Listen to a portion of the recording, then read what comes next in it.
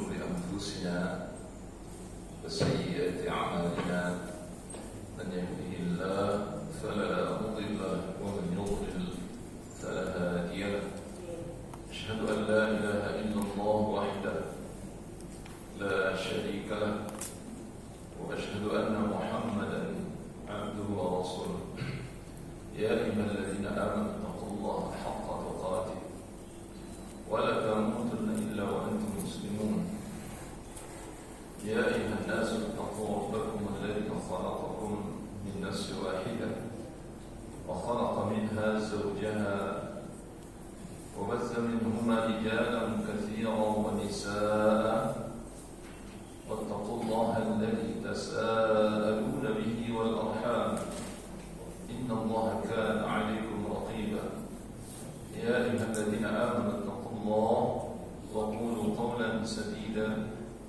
يصلح لكم أعمالكم ويغفر لكم ذنوبكم ومن يطع الله ورسوله فقد فاز فوزا عظيما أما بعد الحمد لله kita bersyukur kepada Allah Subhanahu wa taala atas nikmat yang Allah berikan kepada kita, khususnya pada pagi ini kita kembali diberikan oleh Allah Subhanahu wa taala nikmat sehat wal farah wal iman.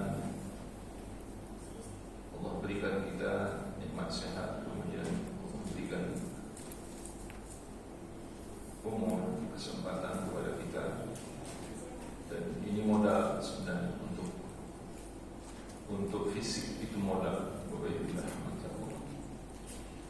Dan kita mohon kepada Allah agar dengan nikmat ini kita diberikan oleh Allah nikmat yang lebih baik. Ini modal untuk fisik. Kemudian nikmat yang paling besar terhadap diri kita itu adalah nikmat yang Allah berikan ke dalam hati kita. Inilah yang membawa kita kepada kebaikan. Inilah yang mendorong kita untuk melakukan ibadah kepada Allah Subhanahu wa taala. Nikmat Islam, nikmat iman, nikmat taufik hidayah yang Allah masukkan ke dalam hati kita. Karena tanpa nikmat ini kita tidak mungkin beribadah kepada Allah Subhanahu wa taala. Atau mungkin kita beribadah, tapi ibadah yang kita lakukan akan jauh dari tuntunan. Wabillah ta'ala. Nah, ini satu nikmat yang kita harus menyebut-nyebutnya dan harus mengingat-ingatnya bahwa dengan nikmat ini kita menjadi manusia seutuhnya. Apa yang disebut dengan insan kamil tidak akan pernah terwujud dalam kehidupan kita. Ya. Manusia sempurna atau manusia seutuhnya itu tidak akan pernah ada sebenarnya. Tapi kita berusaha untuk menjadi manusia yang diridhai oleh Allah Subhanahu wa taala dengan mewujudkan tujuan penciptaan diri kita, yakni beribadah kepada Allah Subhanahu wa taala. Kita berusaha untuk memperbaiki ibadah kita, mempersembahkan ibadah kepada Allah dengan ibadah yang terbaik. Sebagaimana doa yang Nabi ajarkan kepada kita setiap habis salat, Allahumma a'inni ala dzikrika wa syukrika wa husni ibadatika. Oleh karena itu, Bapak-Ibu Allah Subhanahu wa taala, dengan pertolongan Allah Subhanahu wa taala, insyaallah amal ibadah kita semakin baik.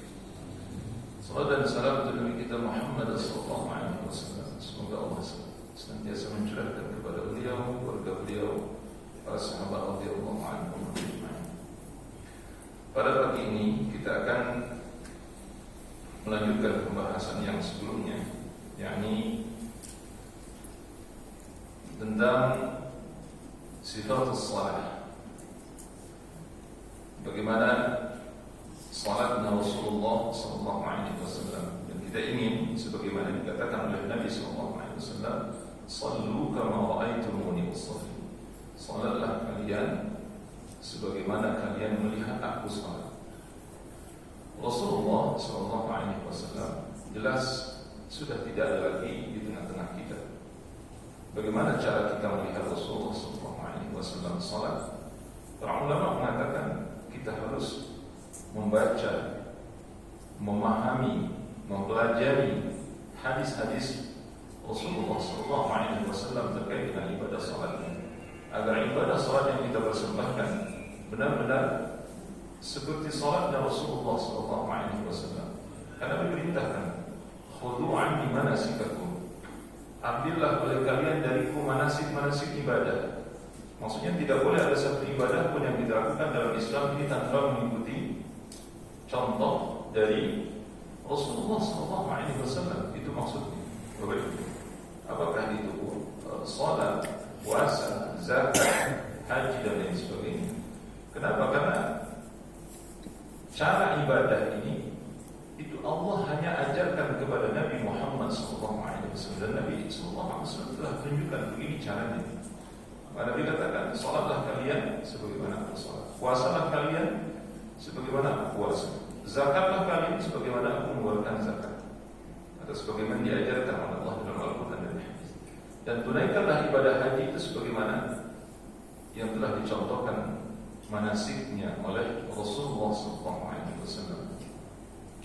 Bapak Ibu dirahmati Allah, pertemuan yang lampau kita sudah membahas tentang sunnah-sunnah fi'liyah atau gerakan di dalam sholat. Gerakan di dalam sholat ini ada sifatnya rukun, ada yang sifatnya sunnah. Ini masuk dalam kategori af'alus sholat. Jadi perbuatan-perbuatan atau gerakan-gerakan yang kita lakukan di dalam sholat, mulai dari takbiratul ihram sampai salam. Kita sudah menjelaskan af'al atau gerakan, perbuatan-perbuatan yang harus kita lakukan di dalam sholat.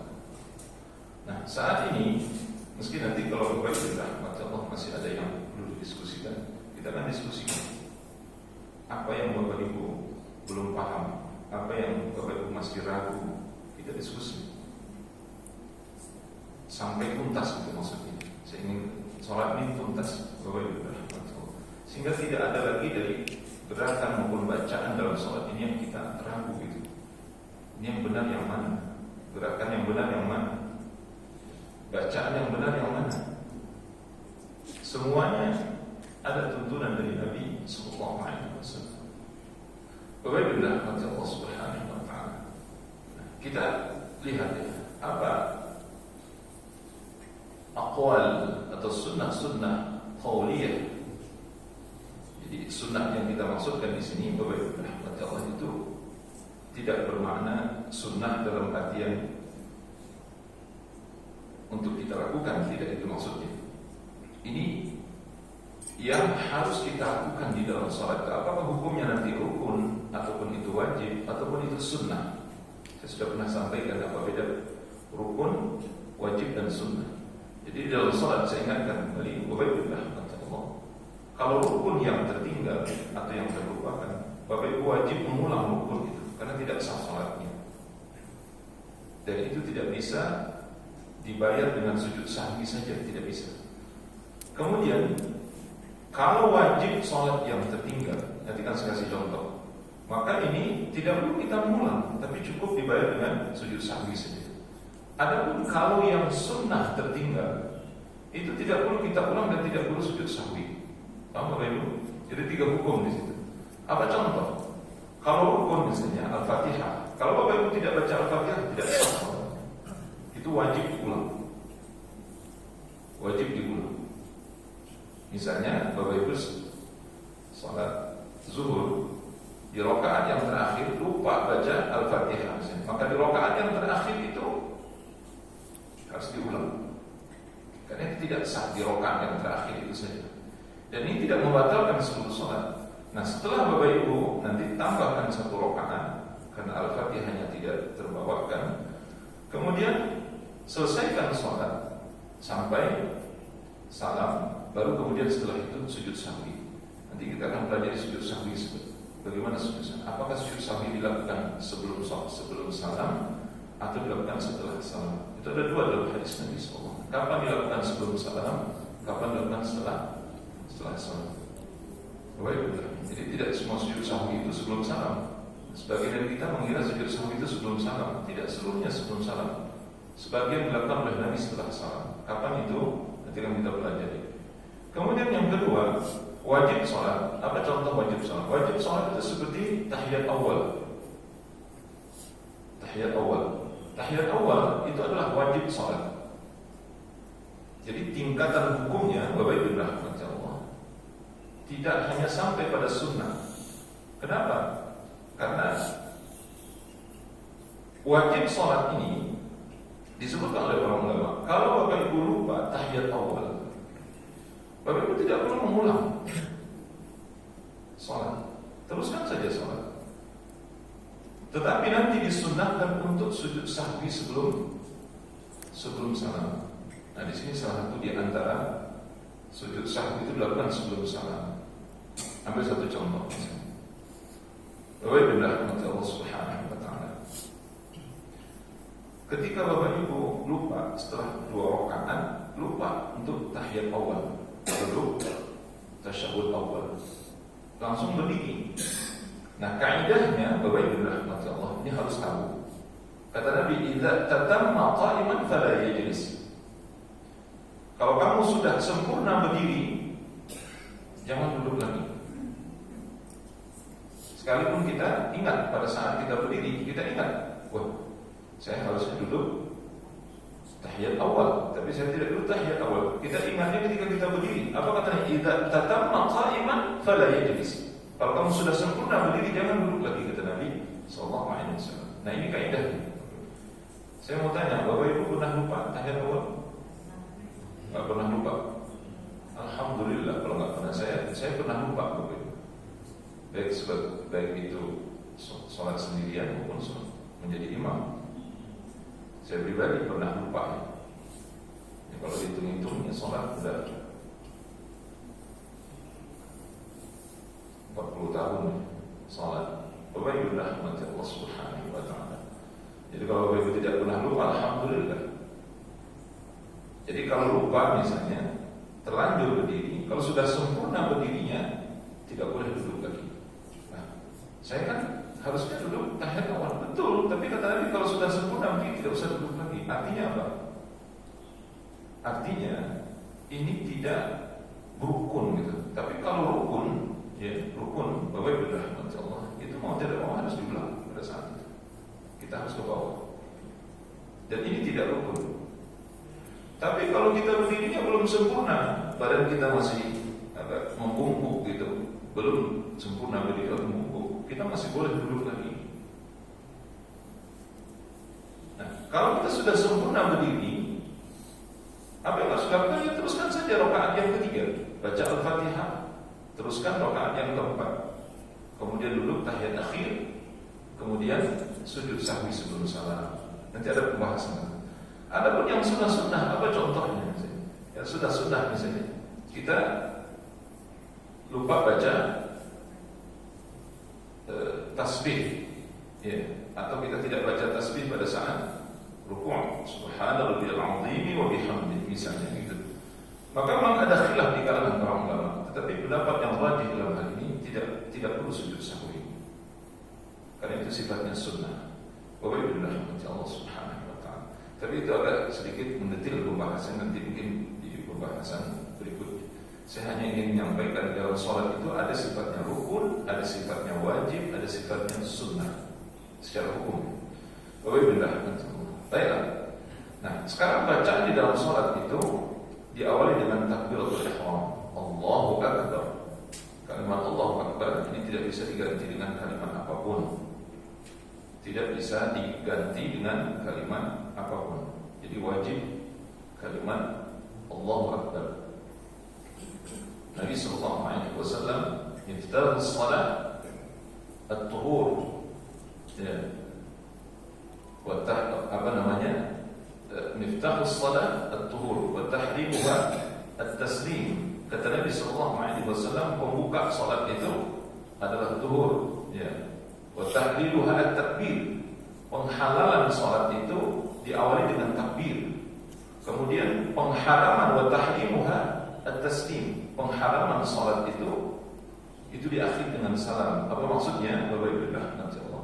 Jadi ibadah salat itu harus diawali dengan at-tahur, bersuci, berwudu terlebih dahulu. Kemudian salat itu harus dimulai dengan takbir, maksudnya dengan takbiratul ihram.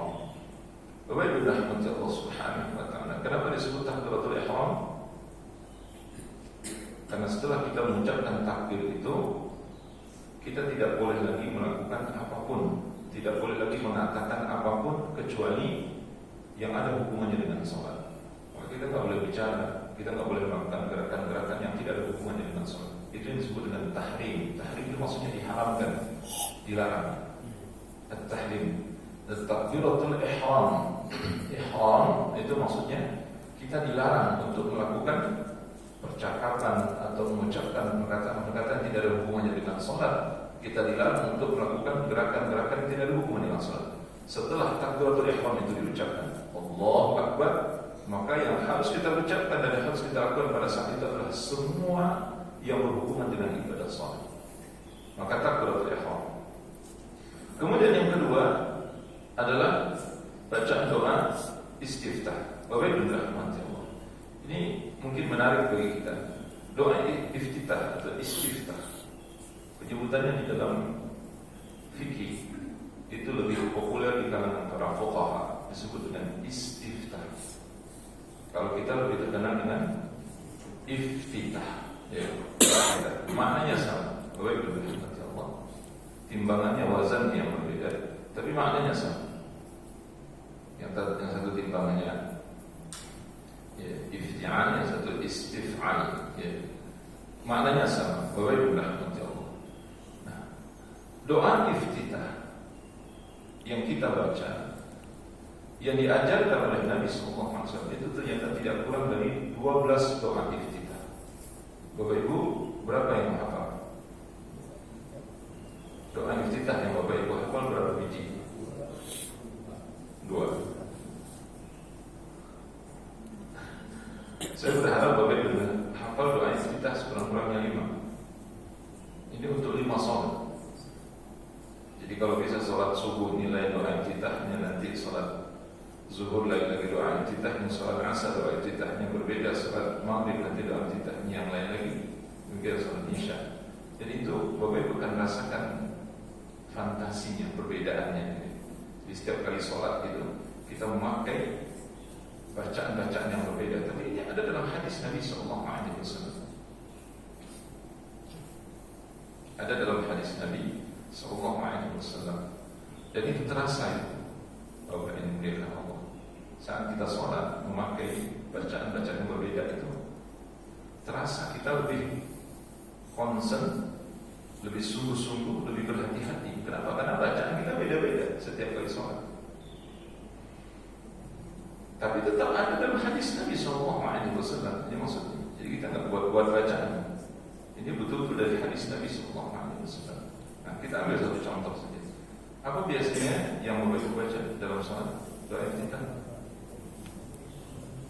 Allahu Akbar kabira, walhamdulillahi katsira, wa subhanallahi bukratan wa asila. Ini yang biasa kita baca. Ada sambungannya, Bapak Ibu?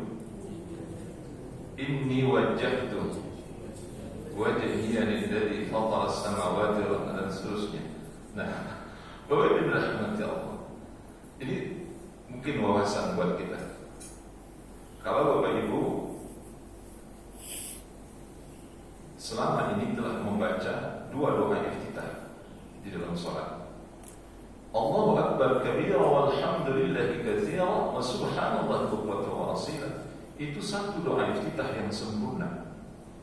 Dan sahabat yang meriwayatkannya berbeda dengan doa iftitah wajjahtu wajhiya lilladzi fatara as-samawati wal ardh. Itu lain lagi sahabat yang meriwayatkan. Bapak Ibu rahmati Allah subhanahu wa ta'ala.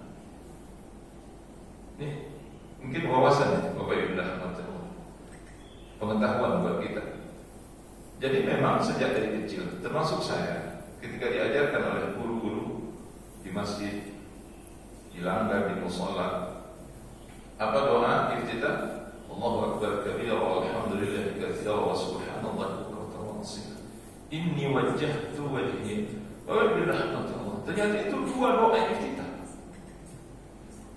Jadi kalau Bapak Ibu rahmati Allah baca Allahu akbar kabira walhamdulillahi katsira wa subhanallahi bukratan wa asila, itu sudah satu doa iftitah yang sempurna.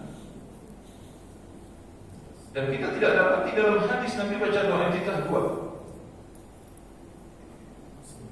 Bapak Ibu rahmati Allah subhanahu wa ta'ala, tidak ada hadisnya Nabi baca doa iftitah dua itu kan.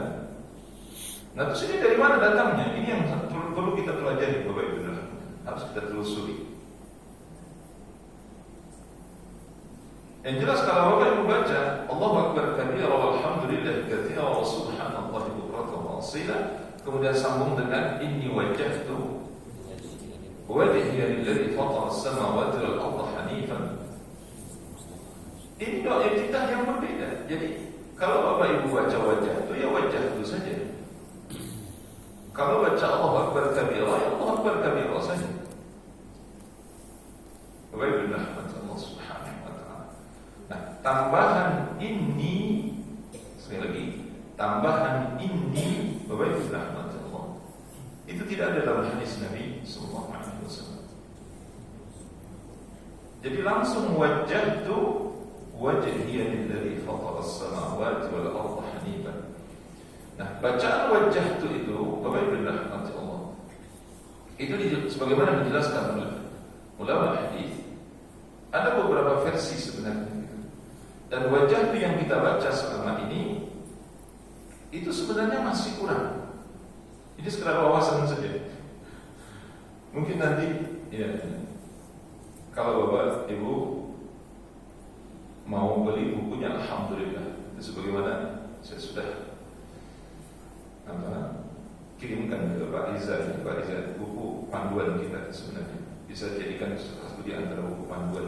Nah di situ nanti ada bacaan-bacaan doa iftitah yang disebutkan itu. Jadi wajjahtu wajhiya lilladzi fatara as-samawati wal arda hanifan.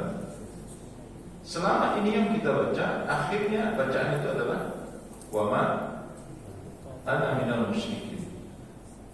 Kan itu yang terakhir Pak. Benar ya Bapak Ibu? Wa ana minal muslimin atau wa ana awwalul muslimin. Nah itu yang terakhir dari kalimat doa iftitah yang kita baca selama ini. Bapak Ibu rahmati Allah subhanahu wa ta'ala. Kalau kita lihat hadis Nabi SAW, ternyata Nabi baca tidak hanya sampai pada wa ana minal muslimin, tapi ada sambungannya. Apa di antara sambungannya itu? Ini di antara beberapa versi. Satu versi saya sampaikan Bapak Ibu rahmati Allah. Di antara sambungannya itu ada doa yang disampaikan oleh Nabi SAW. Allahumma hdini li ahsanil akhlaq wa ahsanil a'mal, la yahdi li ahsaniha illa anta, wa qini sayyi'al akhlaq wal a'mal, la yaqi sayyi'aha illa anta. Itu di antara yang ditambahkan oleh Nabi. Nanti ada beberapa versi tambahan Nabi. Ada yang lebih panjang dari itu, sehingga tambahan yang dibaca oleh Nabi setelah wa ana minal muslimin atau wa ana awalul muslimin itu lebih panjang dari wajah itu sampai wa ana minal muslimin itu. Bapak Ibu rahmatullah subhanahu wa ta'ala. Nah, mungkin barangkali ini bukan waktunya kita untuk membicarakan ini terlalu lebar, karena nanti bacaan-bacaan lain masih panjang untuk kita bicarakan. Tapi ingin saya sampaikan Bapak Ibu rahmatullah subhanahu wa ta'ala, bacaan doa iftitah yang kita baca selama ini, kalau memang Bapak Ibu mempraktekkan Allahu akbar kabira walhamdulillahi katsira wa subhanallahi bukratan wa asila, kemudian disambung dengan wajah itu, berarti Bapak Ibu telah membaca dua doa iftitah. Dua doa iftitah. Bapak Ibu rahmatullah. Seharusnya satu saja doa iftitah. Satu saja doa iftitah dibaca. Kalau Bapak Ibu baca Allahu akbar kabira, ya Allahu akbar kabira saja. Kalau Bapak Ibu baca wajah, dia wajah itu saja. Bapak Ibu rahmatullah. Nah, itu berarti sudah dua doa iftitah yang Bapak Ibu hafal, disengaja atau tidak. Itu sudah dua doa iftitah. Kemudian Ada doa kita yang lain misalnya di antara yang populer. Allahumma ba'id baini wa baina khataayaya kama ba'adta baina al-masyriqi wal maghrib. Allahumma naqqini min khataayaya kama yunqqa ath-thawb al-abyad min ad-dams. Allahumma ighsilni min khataayaya bil ma'i wal thalji wal barad. Nah, ini di antara yang paling sering dibaca oleh Nabi di dalam salat wajib. Ini yang paling sering dibaca oleh Nabi SAW dalam salat wajib. Jadi Allahumma ba'id baini wa baina khataaya. Mungkin Bapak Ibu sudah menghafal ini. Kemudian ada doa yang lain misalnya, itu sudah 3. Apalagi yang Bapak Ibu paham? Nah, itu sambung dari wajah tuh. Inna salati sambungan dari wajah tuh. Ya, inna salati wa nusuki wa mahyaya wa mamati lillahi rabbil alamin. Itu sambungan dari wajah itu tadi. Itu bagian dari wajah itu. Apa misalnya?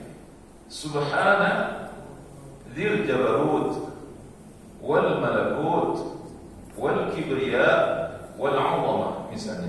Bapak Ibu rahmatullah. Itu doa yang kita. Nah, mungkin barangkali kalau Bapak Ibu belum menghafal jadi agak terasa aneh kedengarannya. Ada lagi Subhanakallahumma wa bihamdika wa tabaraka ismuka wa ta'ala jadduka wa la ilaha ghairuk misalnya. Nah, itu berarti sudah 5 doa yang kita. Bapak Ibu rahmatullah. Sudah 5 doa yang kita. Masih ada 7 lagi. Doa yang kita Nabi sallallahu alaihi wasallam. Bapak Ibu rahmatullah subhanahu wa ta'ala. Jadi mau tak mau memang dalam hal ini kalau Bapak Ibu ingin lebih menantang, ya kita harus menghafal. Kita harus menghafal doa iftitah ini. Ibu rahmatullah Allah, Bapak ini muliakan oleh Allah Subhanahu wa taala. Ini tentang doa iftitah. Nanti kita akan diskusikan mungkin kalau ada hal-hal yang perlu Bapak Ibu pertanyakan terkait dengan hal ini. Kemudian bacaan berikutnya setelah doa iftitah itu adalah isti'adah. Bacaan isti'adah atau bacaan ta'awudz. A'udzu billahi minasy syaithanir rajim. Bacaan a'udzu billah yang kita kenal, a'udzu billahi minasy syaithanir rajim. Nah, di dalam hadis disebutkan bacaan a'udzu billah Nabi ketika beliau akan membaca surah Al-Fatihah setelah doa iftitah ini, apa yang dibaca oleh beliau? A'udzu billahi as-sami'il 'alim minasy syaithanir rajim min hamzihi wa nafthihi wa nafthihi. Ada yang hafal dari Bapak Ibu? Rahmatullah. Nah, jadi dalam hal ini ada ulama mengatakan kalau membacaan a'udzu billah yang dibaca oleh Nabi ini kita tidak menghafalnya, maka bacaan a'udzu billah biasa saja, maka itu sudah memadai, sudah mencukupi. A'udzu billahi minasy syaithanir rajim, cukup di situ saja. Nah, tapi kalau Bapak Ibu rahmati Allah, misalnya ingin menghafal, ada tambahannya. Tambahannya adalah min hamzihi wa nafthihi wa nafthihi. Itu tambahannya. Atau a'udzu billahi as-sami'il 'alim minasy syaithanir rajim min hamzihi wa nafthihi wa nafthihi. Bapak Ibu rahmati Allah. Ini bacaan a'udzu billah, ada 2 versi dalam hadis itu disebutkan. Ada yang tidak pakai as-sami'il 'alim, ada yang memakai as-sami'il 'alim. Bapak Ibu rahmati Allah subhanahu wa ta'ala. Kemudian Bapak Ibu rahmati Allah, membaca a'udzu billah ini sebagaimana disebutkan oleh para ulama, Nabi tidak pernah meninggalkannya. Jadi sebelum kita membaca surah Al-Fatihah, Bapak Ibu rahmati Allah, jangan lupa membaca ta'awudz, isti'adah ini. Jadi jangan langsung baca bismillahirrahmanirrahim, jangan. Sebagaimana disebutkan oleh para ulama, di antaranya adalah Imam Hambali rahimahullah ta'ala, bacaan ta'awudz pada saat kita sedang salat itu, inilah kalimat yang melindungi kita dari gangguan syaitan selama kita salat. Oleh karena itu, baca a'udzu billahi minasy syaithanir rajim jangan sampai dilupakan sebelum kita membaca surah Al-Fatihah. Wabillahi rahmatullah. Jadi jangan langsung baca Al-Fatihah bismillahirrahmanirrahim. Jangan baca a'udzu billah. Bahkan kalau Bapak pelajari mazhabnya Imam Syafi'i rahimahullah ta'ala, Imam Syafi'i rahimahullah ta'ala kata beliau, membaca a'udzubillah ini bahkan boleh dikeraskan. Yang kita nggak pernah dengar imam mengeraskan bacaan a'udzubillah. Dalam mazhab Syafi'i yang paling terkenal itu hanya mengeraskan bacaan basmalah. Tapi ternyata di dalam perkataan beliau yang lain boleh dikeraskan baca a'udzubillahi minasyaitonir rajim, bismillahirrahmanirrahim. Jadi bukan bismillah saja yang dikeraskan dalam mazhab Syafi'i, tapi juga a'udzubillah. Sampai begitunya Imam Syafi'i rahimahullah ta'ala. Artinya apa? Bacaan a'udzubillah ini tidak boleh ditinggalkan. Bapak-ibu rahmatullah.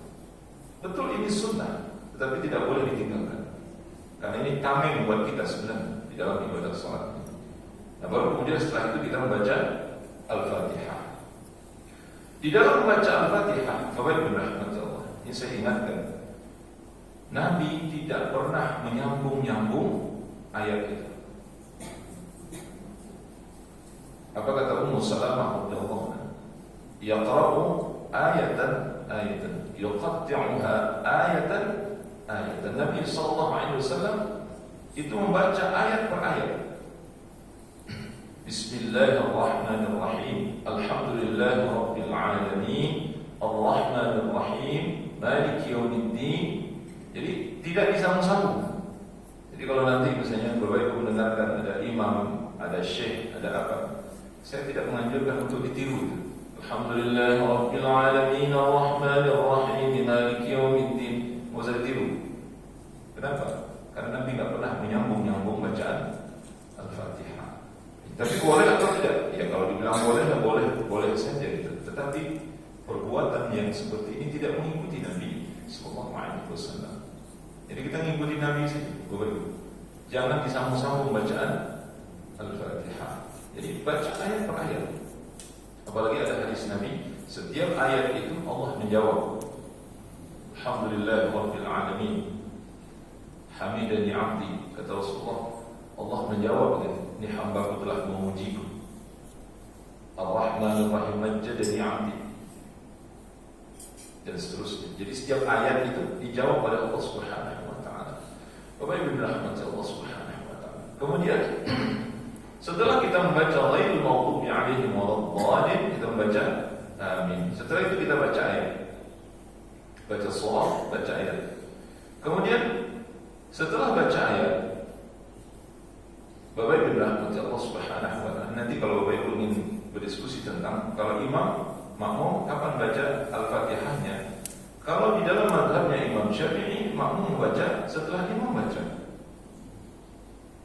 Jadi tidak mengikuti imam. Saya ulangi Bapak Ibu, dalam mazhabnya Imam Syafi'i itu kalau Bapak Ibu mau baca Al-Fatihah itu setelah imam membaca.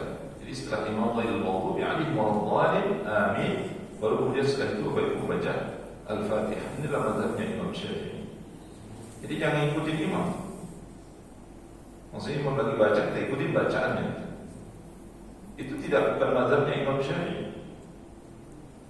Kalau ibu, bapak mau membaca Al-Fatihah. Tapi kalau mengikuti mazhab Imam Hambali dan Imam Abu Hanifah, tidak perlu membaca Al-Fatihah. Yang penting dengarkan bacaan Al-Fatihah imam dengan baik dan benar. Kemudian setelah itu tidak perlu lagi membaca Al-Fatihah. Ini ada dua mazhab dalam hal ini. Bahwa benar, apakah wajib membaca Al-Fatihah atau tidak? Ini khilaf di kalangan para ulama. Bapak Ibu rahmati Allah Subhanahu wa taala. Nah, setelah itu kita membaca ayat atau baca surah. Setelah baca surah, kita rukuk. Bacaan rukuk, Bapak Ibu rahmati Allah. Ini kalau kita lihat di dalam hadis Nabi sallallahu alaihi wasallam, ada beberapa bacaan rukuk. Di antaranya yang kita hafal adalah Subhana rabbiyal azim wa bihamdihi. Subhana rabbiyal azim wa bihamdihi sebanyak 3 kali. Atau Subhana rabbiyal azim, Subhana rabbiyal azim, Subhana rabbiyal azim. Bapak Ibu rahmatullah, itu bacaannya sama, hanya saja yang kedua tadi itu tidak ada tambahan wa bihamdihi. Dan dalam hadis sebenarnya yang lebih sahih itu yang tidak ada tambahan wa bihamdihi. Namun yang tambahan wa bihamdi itu tetap sahih hadisnya, tapi lebih sahih yang tidak ada tambahan wa bihamdi. Jadi Nabi SAW membaca dua bacaan ini, Subhana rabbiyal azim dengan Subhana rabbiyal azim wa bihamdihi, sebanyak 3 kali. Apalagi bacaan lain yang Bapak Ibu, Subhanakallahumma rabbana wa bihamdika Allahumma ighfirli, misalnya. Bapak Ibu rahmati Allah.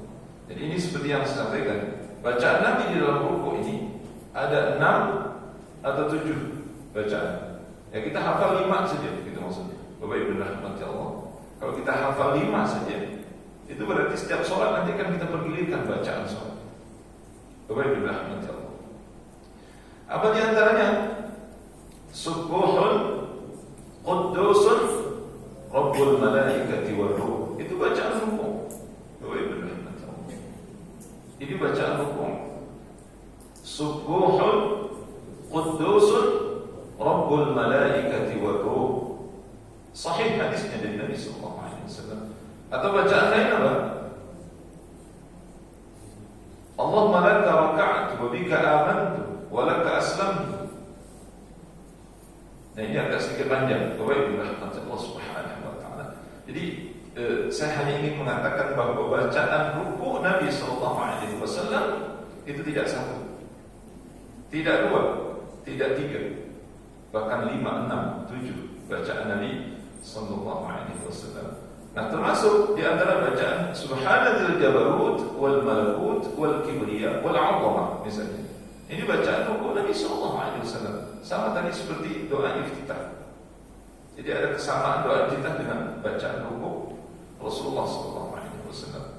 Kemudian i'tidal, bacaan i'tidal Sami Allahu liman hamidah. Rabbana walakal hamdu. Wabillahi rahmatullah. Bacaan Rabbana walakal hamdu. Rabbana walakal hamdu. Allahumma Rabbana lakal hamdu. Allahumma Rabbana walakal hamdu. Itu ada 4 bacaan ini. Ada 4 bacaan Nabi sallallahu alaihi wasallam. Jadi Sami Allahu liman hamidah, setelah Sami Allahu liman hamidah, Nabi sallallahu alaihi wasallam membaca apa setelah itu? Rabbana walakal hamdu. Atau Rabbana lakal hamdu, tidak pakai wa. Itu. Atau dalam hadis yang lain disebutkan Nabi baca Allahumma Rabbana lakal hamdu. Allahumma Rabbana walakal hamdu. Paham Ibu bedanya di mana? Jadi di wa saja sebenarnya di situ. Tapi itu ada hadisnya disebutkan ada 4 bacaan Nabi di situ. Itu bacaan yang tidak. Adapun sambungnya nanti mil as-sama. Bapak Ibu biasanya baca mil atau mil'u. Mil'us sama wa mil'ul ardi wa mil'u ma syi'ta min syai'in ba'du. Nah ini juga nanti ada bacaan yang versi panjangnya. Ahlus sana wal majdi ahaqqu ma yaqulu al-'abdu wa kulluna lakal 'abdu. Allahumma la mani'a lima a'taita wa la mu'tiya lima mana'ta wa la yanfa'u dzal jaddi minka jadd. Misalnya ini versi panjang. Ada lagi nanti bacaan Nabi sallallahu alaihi wasallam Sami Allahu liman hamidah Rabbana lakal hamdu. Nah kelanjutannya apa namanya? Rabbiyal hamdu, Rabbiyal hamdu, Rabbiyal hamdu. Jadi antara bacaan i'tidal Rasulullah sallallahu alaihi wasallam. Ada lagi nanti bacaan sahabat Rabbana lakal hamdu hamdan katsiran thayyiban mubarakan fihi. Nah Bapak Ibu rahmatan. Jadi ini bacaannya i'tidal. Jadi pilihannya banyak dalam hadis Nabi sallallahu alaihi wasallam. Sebenarnya ini bacaan sahabat tapi yang dibenarkan oleh Nabi sallallahu alaihi wasallam. Bapak Ibu rahmatan Allah. Setelah i'tidal kita sujud. Bacaan sujud Subhana rabbiyal a'la, Subhana rabbiyal a'la, atau Subhana rabbiyal a'la wa bihamdihi. Atau bacaan Subhanakallahumma rabbana wa bihamdika Allahumma ighfirli. Nah, kemudian tadi ada kesamaan dengan bacaan rukuk Subuhun Quddusun Rabbul Malaikati wal Ruh. Misalnya, Bapak Ibu rahmati Allah subhanahu wa ta'ala. Ini untuk bacaan sujud. Tidak kurang dari 6 bacaan sujud yang diajarkan oleh Nabi sallallahu alaihi wasallam. Jadi paling tidak saya menyebutkan ini untuk wawasan saja Dan insya Allah kalau Bapak Ibu yang bersemangat untuk menghafal, ini akan bisa dilakukan, sehingga nanti terasa lebih kaya, terasa lebih menantang ibadah sholat kita yang kita lakukan dengan banyak variasi bacaan yang berasal dari Nabi Sallallahu Alaihi Wasallam. Kemudian duduk antara dua sujud, bacaan kita selama ini yang kita baca Rabbighfirli warhamni wajburni warfa'ni warzuqni wahdini wa'afini wa'fu anni wa ba'id rahmati Allah. Setelah kita teliti dalam hadis Nabi, itu ada bacaan yang sebenarnya tidak ada di situ dalam hadis. Apa itu? Wa'fu anni. Jadi bacaan wa'fu anni itu tidak ada dalam hadis. Jadi nanti kita cek sama-sama ya. Ini benar-benar tidak ada dalam hadis Nabi. Jadi wa'fu anni itu tidak ada dalam hadis Nabi. Jadi yang hadis Nabi cuma 7 saja sebenarnya.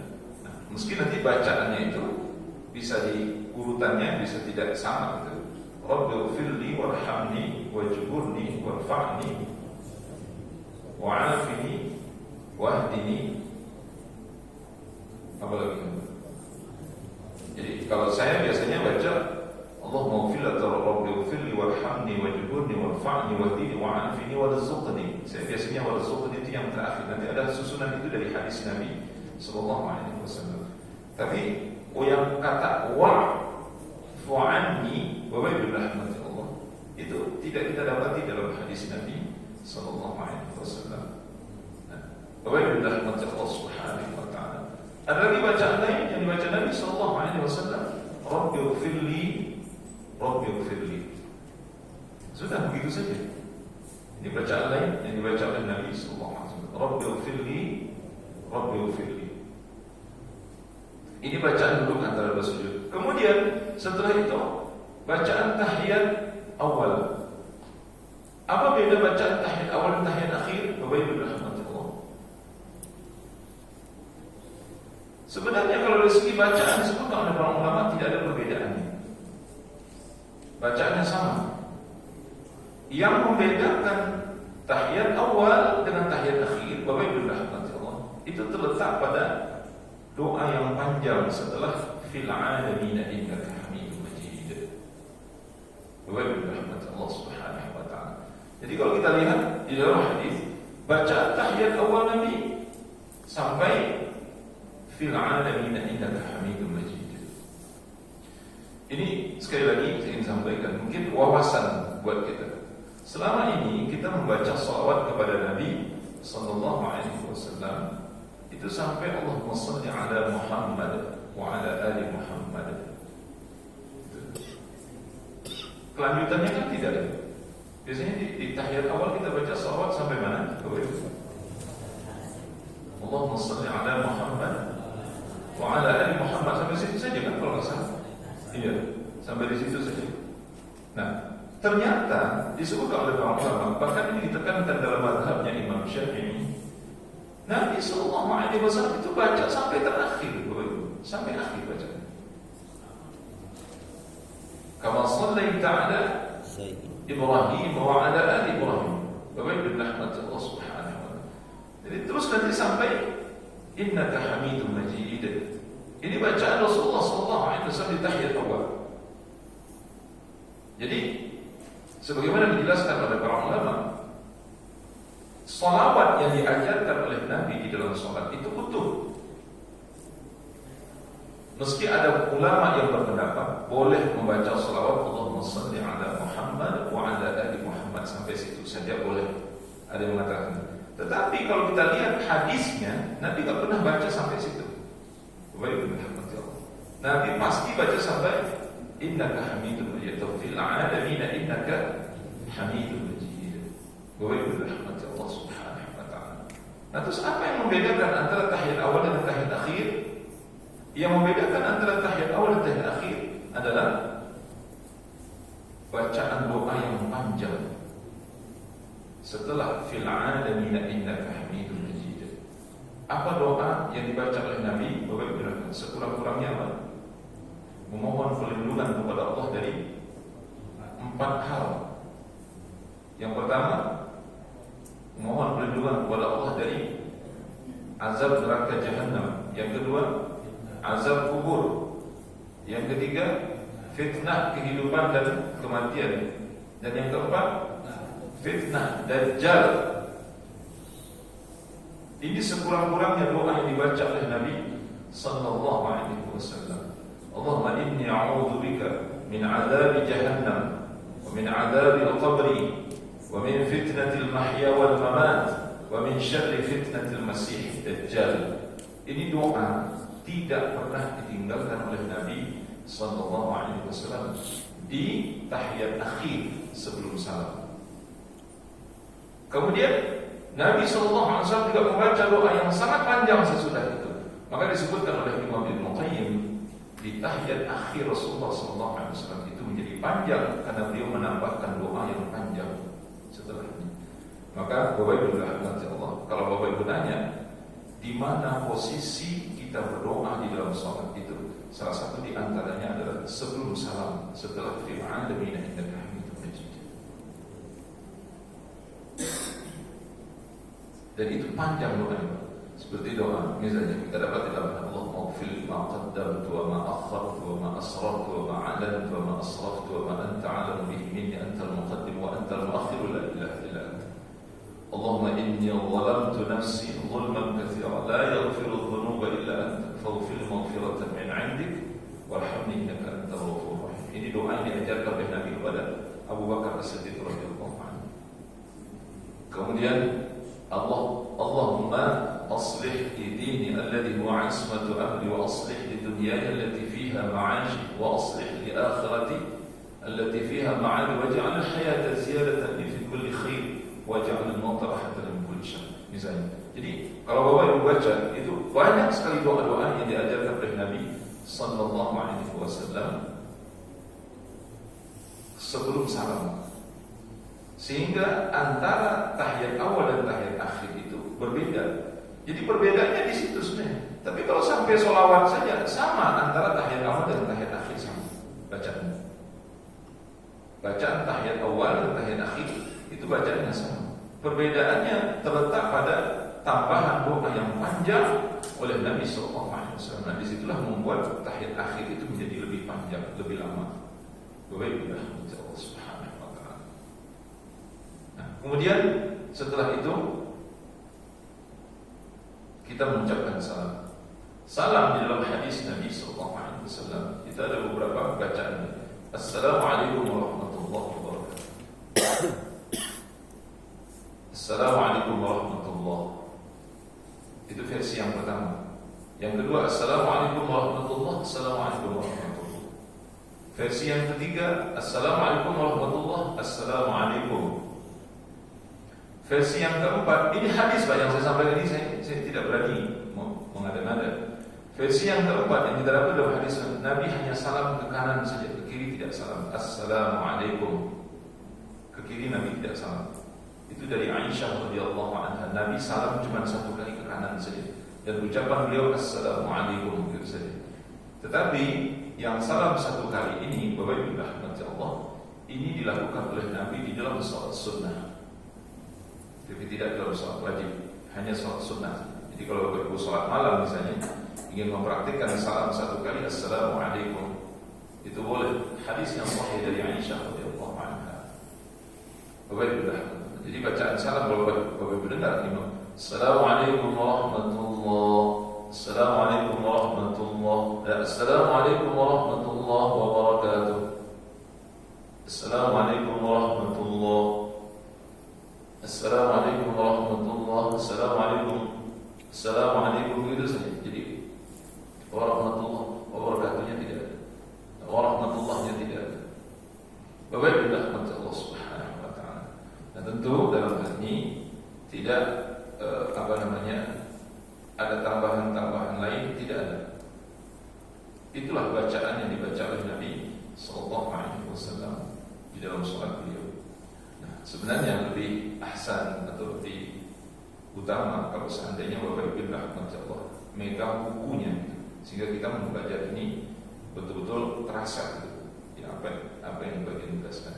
Kemudian yang terakhir ini saya sampaikan, bacaan setelah sholat. Wa'alaikum rahmati Allah subhanahu wa ta'ala. Mari kita samakan bacaan kita setelah sholat ini. Karena kalau kita dengar-dengar itu bacaan setelah sholat kok beda-beda itu bacaan. Benar atau tidak? Coba ibu dengarkan ya. Kadang-kadang ustaz-ustaz kita ini kok bacanya beda-beda satu dengan yang lain. Padahal seharusnya kan nggak boleh beda. Bacaan Nabi SAW itu nggak boleh beda. Kenapa? Kan itu sumbernya hanya satu dari Nabi SAW. Betul tidak? Sama seperti bacaan dalam sholat kita ini harusnya nggak boleh beda-beda. Kalaupun beda-beda itu ada variasi yang datang dari Nabi SAW, tidak ada masalah. Tapi kalau bacaan ba'da shalah, setelah sholat, itu nggak ada variasi lain, Pak. Hanya satu variasi dari Nabi SAW. Hanya satu dari Nabi. Oleh karena itu, kita nggak boleh nambah-nambahin gitu, membumbu-bumbui, menambah gitu. Sebenarnya nggak diperbolehkan. Kenapa? Karena ini sudah baku dari Nabi SAW. Nah, oleh karena itu saya sarankan Bapak Ibu rahmatullah, itu kalau di Mekah, Madinah, baik itu di Mekah maupun di Madinah, selain dari Masjid Haram dan Masjid Nabawi, kalau Bapak mampir di masjid-masjid itu, atau ada masjid mungkin yang sebesar masjid kita ini, kalau Bapak Ibu jeli melihat, itu di depan itu ada digantung bacaan zikir setelah sholat. Coba Bapak Ibu perhatikan, saya ulangi. Kalau Bapak Ibu berangkat haji umrah, itu di masjid-masjid kecil di Mekah dan Madinah itu di depan sana atau sebelah sini, itu digantung ada itu bacaan zikir ba'da shalah. Bacaan zikir ba'da shalah, dan bacaan zikir itu sesuai dengan hadis Nabi sallallahu alaihi wasallam. Saya sudah cek. Kalau nggak salah dijual juga di Indonesia ini ada kalau nggak salah. Itu di Tanah Abang ada kalau gitu. Atau di souvenir haji dan umrah itu ada. Bapak Ibu rahmatullah. Itu sesuai dengan hadis Nabi sallallahu alaihi wasallam. Nah, mengenai urutannya bisa saja berbeda, Bapak Ibu rahmatullah. Saya bacakan. Bacaan Nabi sallallahu alaihi wasallam setelah salat yang pertama istighfar. Kata Thawban bin Malik radhiyallahu anhu, Thawban bin Malik maula Rasulullah sallallahu alaihi wasallam, kata beliau, kana Nabi sallallahu alaihi wasallam idza sharafa min salati istaghfara thalathan. Nabi sallallahu alaihi wasallam kalau beliau selesai salat, maka beliau beristighfar sebanyak 3 kali. Beristighfar sebanyak 3 kali. Astaghfirullah, astaghfirullah, astaghfirullah. Nah, kalimatnya Bapak Ibu rahmatullah tidak menambahkan al-azim alladzi la ilaha illa huwal hayyul qayyum wa atubu. Ini yang kita dapat dalam hadis. Dari mana tahunya? Itu dari ulama hadis itu dijelaskan. Jadi bacaan itu hanya astaghfirullah, astaghfirullah, astaghfirullah. Ya begitu saja.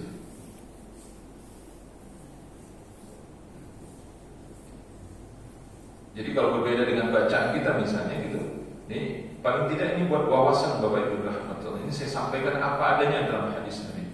Kemudian setelah baca astaghfirullah, beliau baca Allahumma antas salam wa minkas salam tabarakta ya dzal jalali wal ikram.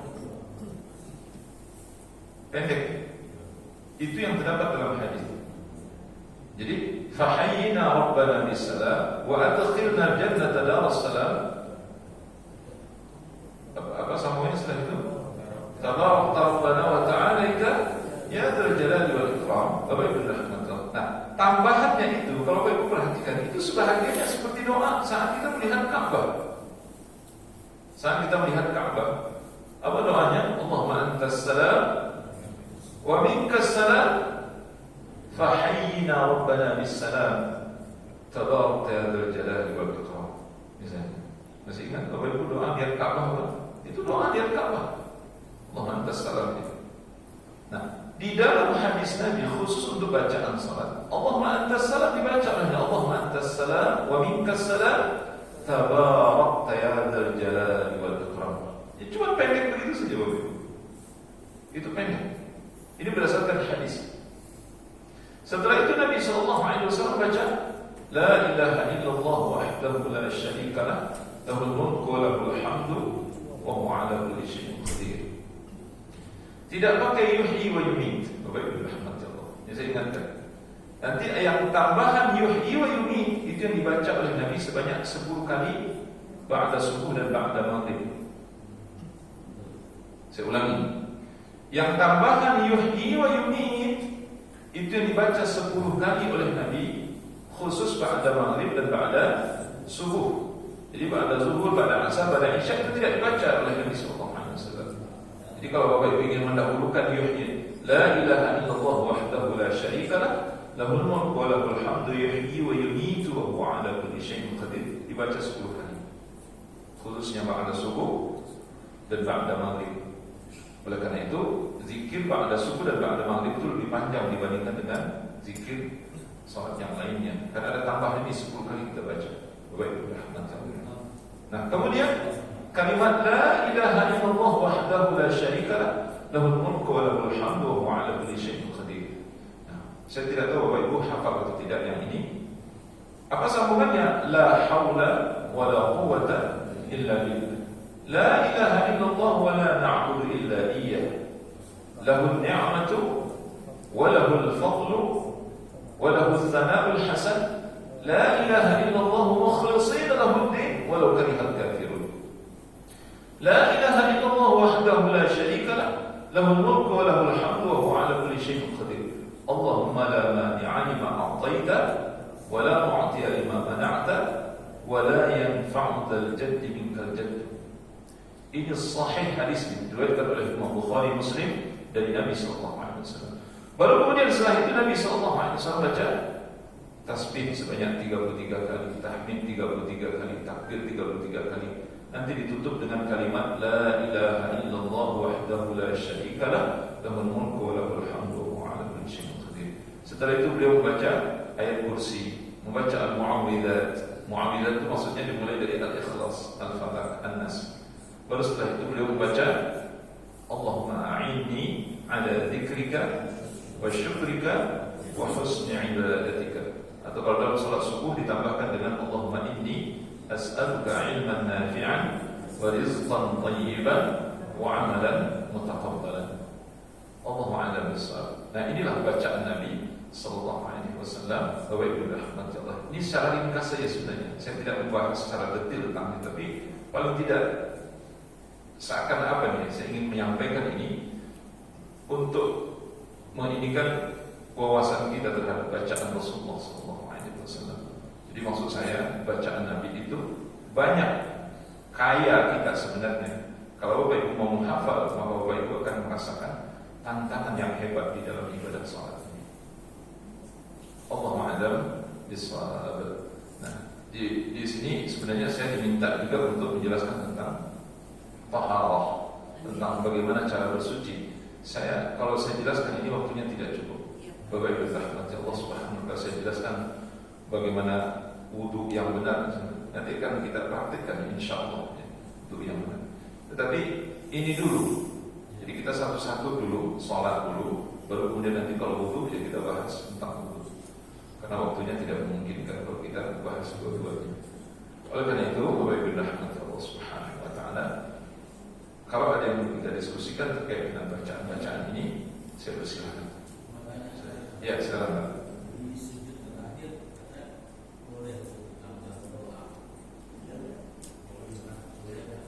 Iya, ini pertanyaan Bapak Ibu rahmatullah, dan ini sudah umum di tengah-tengah kita. Di sujud terakhir itu ada yang mengatakan bahwa kita disunnahkan untuk menambahkan doa. Bahkan ada doa khusus malah yang saya dengar itu. Karena ada doa khusus. Bapak Ibu rahmati Allah subhanahu wa ta'ala, mari kita lihat hadis Nabi sallallahu alaihi wasallam. Kata Nabi, fa amma sujud wa amma sujud fa'aktsiru du'a. Adapun di dalam sujud, kata Nabi, maka hendaklah perbanyak berdoa. Jadi memang perintah Nabi sallallahu alaihi wasallam. Tetapi Bapak Ibu rahmati Allah, kita tidak mendapati adanya perintah Nabi mengkhususkan di sujud yang terakhir. Di semua sujud maksudnya. Maka rugi kalau seandainya Bapak itu hanya mengkhususkan di sujud terakhir saja. gitu. Kenapa rugi? Orang Nabi di setiap sujud itu maksudnya. Nah tentu dalam hal ini kalau Bapak Ibu ingin berdoa, itu maksudnya saat kita sholat sendirian atau sholat malam, itu maksudnya. Kalau sholat berjamaah yang nggak mungkin lah kita melama-lamakan sujud. Ini imam sudah duduk antara dua sujud, kita masih sujud aja sendiri, nggak boleh. Atau imam sudah duduk tahiyat akhir, ya kita masih sujud juga gitu misalnya sendirian. Itu nggak boleh Bapak Ibu rahmatullah. Itu tidak mengikuti imam namanya seperti itu. Karena bela-bela ingin baca doa di sujud yang terakhir, kemudian kita jauh tertinggal dari jamaah yang lain. Itu Bapak Ibu rahmatullah. Kita juga harus berpikir gitu. Itu orang lain juga merasa terganggu dengan kita, betul tidak? Kalau Bapak Ibu masih sujud sendirian, orang sudah dari tadi duduk tahiyat akhir, itu ganggu orang lain Bapak Ibu. Ganggu itu. Orang terganggu jadi. Kalau salah boleh juga. Di mana Pak? Saat sujud. Tidak ada masalah Pak. Yang tidak boleh itu adalah membaca Al-Quran. Kata Nabi Nuhitu an aqra al-Quran fi ruku' was sujud. Aku dilarang oleh Allah membaca ayat Al-Quran di dalam ruku' dan sujud. Itu saja yang dilarang. Nah oleh karena itu Imam Syafi'i mengatakan, bahkan kalau seperti itu doa-doa yang berasal dari Al-Quran itu nggak boleh dibaca. Itu dalam mazhabnya Imam Syafi'i. Misalnya Bapak Ibu baca Rabbana atina fid dunya hasanah, itu dari Al-Quran ini. Kata Imam Syafi'i nggak boleh. Rabbana hab lana min azwajina wa dhurriyyatina qurrata a'yun waj'alna lil muttaqin. Nggak boleh, karena ini ayat Al-Quran kata Imam Syafi'i. Tapi kata murid beliau Imam Hambali boleh membaca. Karena kita tidak bermaksud membaca ayat Al-Quran, kita hanya ingin berdoa kepada Allah tapi menggunakan ayat Al-Quran. Jadi kata Imam Hambali boleh kalau kalimat doanya yang diambil. Rabbana zalamna anfusana wa illam taghfir lana wa tarhamna lanakunanna minal khasirin. Nah ini dia, Bapak Ibu rahmatullah. Imam Nawawi rahimahullah taala menyebutkan bahasa Arab ini adalah bahasa yang disyariatkan oleh Allah untuk sholat. Oleh karena itu kata beliau tidak boleh ada bahasa lain yang mencampuri di dalam ibadah sholat. Saya lebih cenderung dengan apa yang dikatakan oleh Imam Nawawi rahimahullah ta'ala. Kenapa? Karena bisa batal sholat kita. Sholat itu disyariatkan dalam bahasa Arab. Kita tidak boleh menambahnya dengan bahasa selain dari bahasa Arab. Apakah bahasa kita, bahasa Inggris, atau bahasa yang lainnya. Kenapa? Karena ibadah ini disyariatkan dalam bahasa Arab. Dan saya lebih yakin Pak dengan apa yang dikatakan oleh Imam Nawawi rahimahullah ta'ala. Jadi kalau Bapak Ibu rahmatullah subhanahu wa ta'ala ingin membaca doa, mau tak mau ya harus dihafal bahasa Arabnya. Harus dihafal bahasa Arabnya. Kalau tidak hafal juga bagaimana? Ya sudah, diam saja. Berdoa saja di dalam hati. Paling itu yang bisa kita lakukan. Kalau memang Bapak ingin memohon juga kepada Allah, jangan memaksakan diri mengucapkan doa dalam bahasa Indonesia. Saya tidak menganjurkan sama sekali, karena para imam sekalipun itu tidak menyuruh kita untuk baca. Dan kalau tidak hafal ya sudah, jangan baca. Satu lagi gerakan dalam sholat itu, kalau misalnya ngambil bumi, ngambil itu diantara hal-hal yang dibolehkan. Bapak Ibu rahmatullah mungkin pernah dengar Aisyah radhiyallahu anha pulang pada saat itu Rasulullah sallallahu alaihi wasallam sedang sholat sunnah di rumah beliau. Kemudian Rasulullah tahu Aisyah sedang pulang untuk pintu. Maka Rasulullah sallallahu alaihi wasallam itu berjalan membuka pintu. Sahih hadisnya dari Aisyah.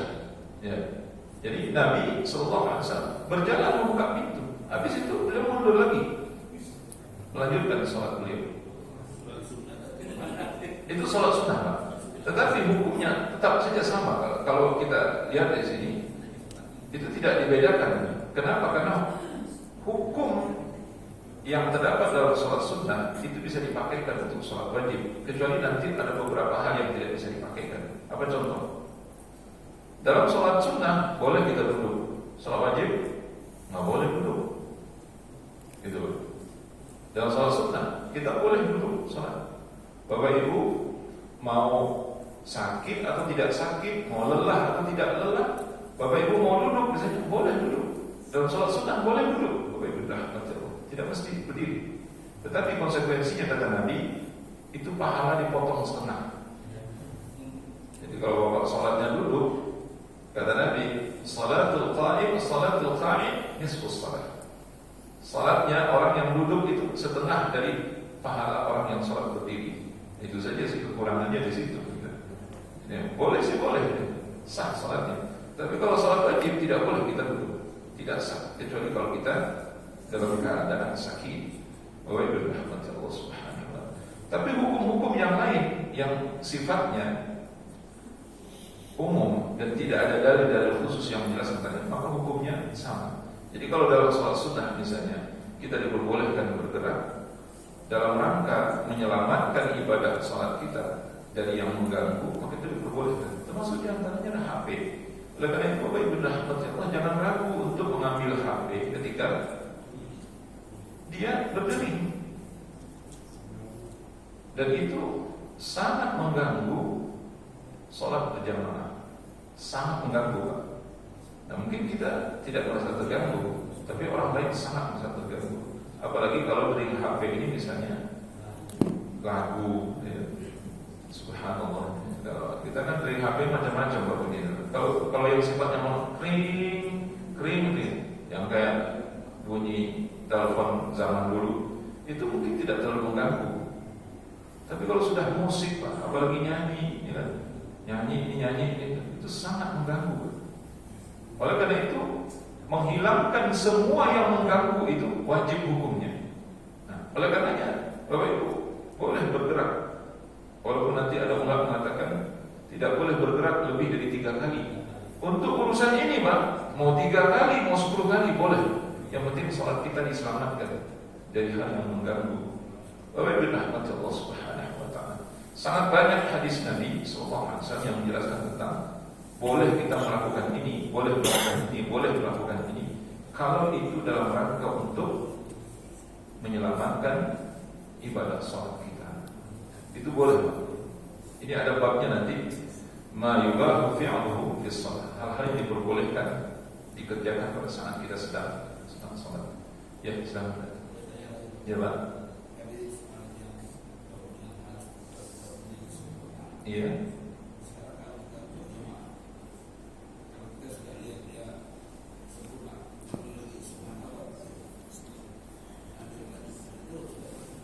Iya, nah ini Bapak Ibu rahmatullah. Saya pernah jadi imam di dekat Setiabudi, ya, persisnya di Setiabudi itu, dekat Tarusan. Sholat asar, saya lupa tahiyat awal. Kemudian berdiri sempurna. Makmum di belakang spontan sebenarnya. Bacaan tasbih itu kan spontan Pak. Subhanallah kan gitu. Jadi kalau imam salah itu ya spontan aja subhanallah.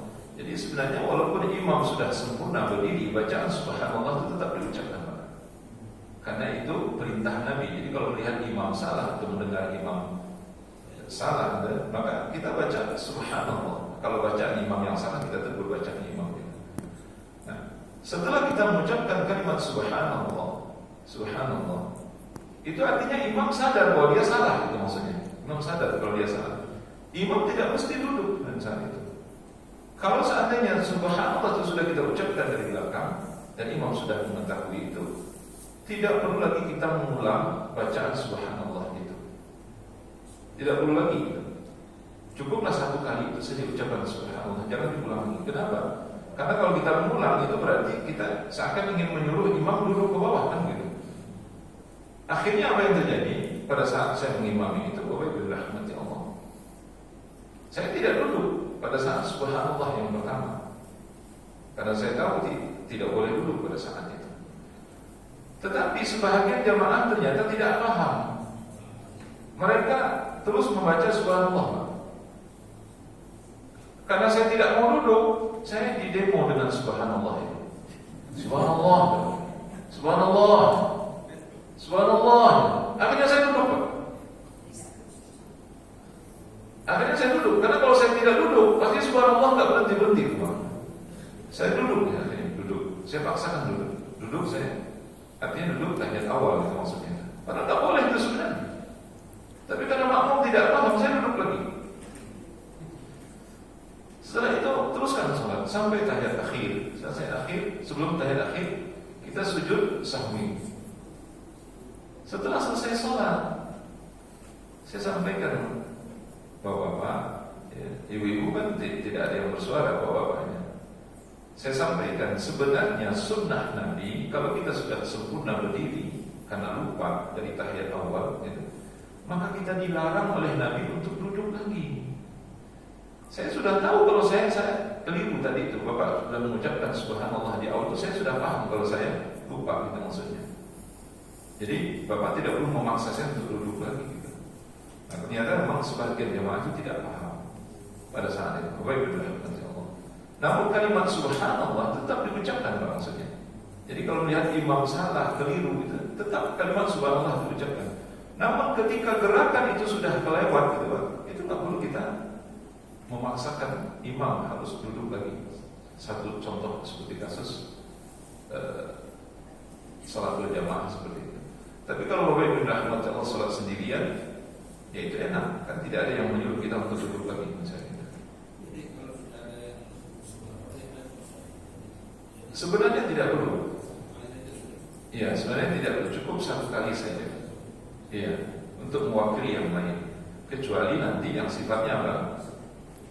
Yang sifatnya tidak bisa ditolerir. Apa itu, Pak? Imam sudah 4 rakaat, tapi dia masih naik ke rakaat yang kelima. Nah, itu didemo dengan subhanallah boleh itu, Pak, sebenarnya. Sehingga dalam hal ini, sehingga khilaf di kalangan para ulama, kalau seandainya makmum sudah baca subhanallah, imam ternyata masih meyakini bahwa dia masih 3 rakaat, akhirnya dia tetap berdiri walaupun makmum baca subhanallah pada saat itu. Dia tetap berdiri karena dia yakin dia sholat baru 3 rakaat, ini mau sholat 4 rakaat, maksudnya seperti itu. Maka dalam hal ini Bapak Ibu dirahmati Allah, ada khilaf di kalangan para ulama. Bagaimana kita makmum? Pendapat yang pertama mengatakan kita tetap ikut berdiri bersama imam. Yang kedua, ada yang mengatakan tidak usah berdiri bersama imam, jadi biarkan saja imam sendiri sampai beliau duduk tahiyat akhir, kita ikut duduk tahiyat akhir. Baik, benar. Itu ada 2 pendapat imam dalam hal itu. Wallahu a'lam bishawab. Nah, dalam hal ini Bapak Ibu, saya lebih cenderung dengan pendapat yang mengatakan kalau benar-benar kita yakin bahwa ini sudah 4 rakaat, maka kita tidak perlu ikut berdiri bersama imam. Jadi kita duduk saja. Kita tunggu sampai imam selesai dari rakaat yang kelima itu, baru kemudian kita nanti salam bersama imam. Jadi jangan salam duluan, Bapak Ibu. Kita tidak salam duluan, kita salam tetap bersama imam. Itu maksudnya. Jadi kita menunggu imam mengucapkan salam. Allahu a'lam bishawab. Ada yang lain, Bapak Ibu? Cukup ya, alhamdulillah. Insyaallah ini ikutan bahasan kita pada pagi ini. Ya, mudah-mudahan apa yang kita bahas ini setidaknya bisa menambah wawasan Bapak Ibu rahmati Allah Subhanahu wa taala. Dan saya berharap setiap kita ini mempraktikkan di rumah Bapak Ibu rahmati Allah, disaksikan oleh istri kita atau suami dari Bapak Ibu rahmati Allah atau mungkin anak kita. Jadi gerakan salat yang kita, dan mungkin di pertemuan-pertemuan yang akan datang, saya ingin Bapak Ibu rahmati Allah Subhanahu wa taala kembali mempraktikkan itu. Termasuk bacaannya bagaimana. Jadi taubahnya seperti kita waktu ini, Pak. Waktu kecil kita praktikkan.